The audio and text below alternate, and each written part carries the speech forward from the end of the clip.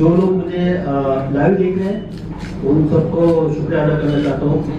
और आप जो मेरे पत्रकार मित्रगण यहाँ पे इतने भारी तादाद में उपस्थित हुए, आप सब लोगों का शुक्रिया। अभी मैंने जो राजनीति के निर्णय यहाँ पे आप लोगों के साथ साझा किया है, मेरे पार्टी का नाम जो होगा, जो एक मैंने राजनीतिक पार्टी, हमने जो एक राजनीतिक पार्टी गठन की, उसका नाम हिंद सेना है। अब ये पार्टी का नाम हिंद सेना क्यों है? मेरा जो सेवा काल रहा है, सेवा काल की शुरुआत भी जय हिंद से होती थी। और जब मैंने रिसिग्नेशन किया और अंतिम मैंने रिसिग्नेशन एक्सेप्टेंस के बाद लोगों में जाने के लिए मैं निकला हूं, तब भी मेरा जो अंतिम सेवा के लिए एक संदेश था वो जय हिंद नहीं था। तो जय हिंद में मुझे हिंद जो वर्ड है, जो शब्द है, वो मेरे उनके हर कतरे में पिना हुआ है, उसमें मिला हुआ है। हिंद मीन्स भारत। ये जो हिंद है, ये मुझे पहले भी सर्वोपरि था, आज भी मुझे सर्वोपरि है, और आने वाले भविष्य में हिंद मुझे सर्वोपरि रहेगा। दूसरा जो वर्ड है सेना, जो सेना ये शब्द है, इस पार्टी के माध्यम से मैं उन जवानों की तलाशों में हूं, जो सेना की जवान जो इस पार्टी के कार्यकर्ता बनेंगे, वो बिहार के हक के लिए लड़ेंगे, वो लड़ाकू होंगे। एक जवान की जो क्वालिटी है, जैसा पुलिस का जो जवान होता है वो क्राइम के खिलाफ लड़ता है, सेना का जो जवान होता है वो अपने बॉर्डर के लिए लड़ता है, देश की सुरक्षा के लिए लड़ता है।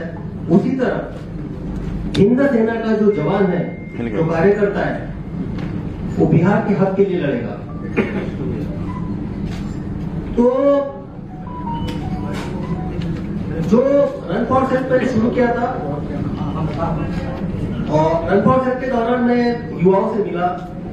हालांकि रन फॉर सेल्फ में एक मेरा और एक मोटिव था, अवेयरनेस कितने मात्रा तक नीचे पहुंची हुई है, और दूसरी बात है कि लोगों के मन में क्या है, विशेषकर युवाओं के मन में क्या है, युवा क्या सोच रहे हैं,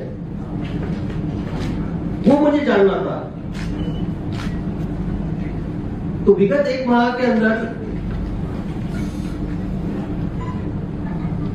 जो पुलिस के 12 रेंज है, उसमें से एक बेतिया रेंज छोड़ दिया, बेतिया, मोतिहारी और बगा जो आता है, वो 3 जिला छोड़ के ऑलमोस्ट सारे जिलों को मैंने टच किया। वहां के दूर-दराज क्षेत्र में, गाँव में मैं गया, वहां के युवाओं से बात की, वहां के महिलाओं से बात की, वहां से जो बुजुर्ग है उनसे बात की।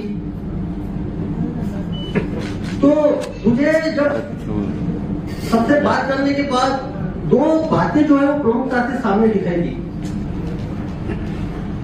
सबसे पहली बात, 75 साल के आजादी के बाद भी, 75 साल के आजादी के बाद भी बिहार के जो दूर दराज के क्षेत्र है, कई गांव है, उन तक जो बुनियादी सुविधाएं पहुंचनी चाहिए थी वो नहीं पहुंची।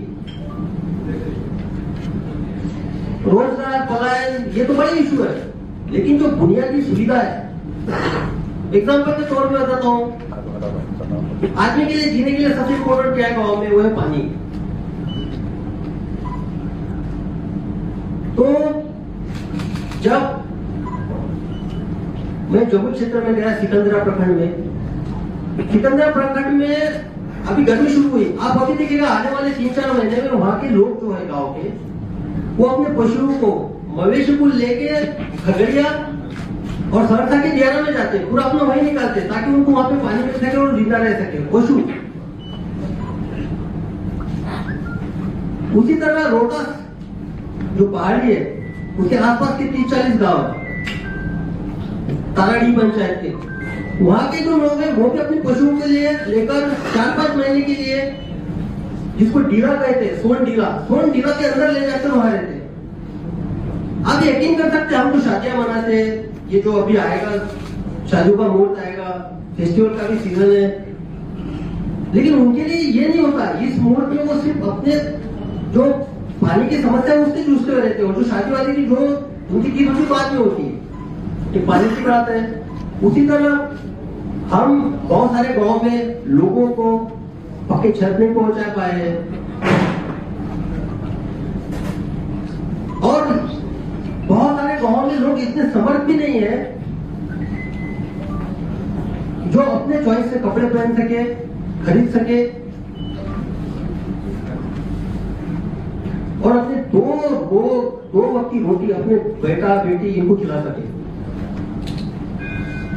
तो 75 साल के आजादी के बाद ये वहां की भयावह स्थिति है।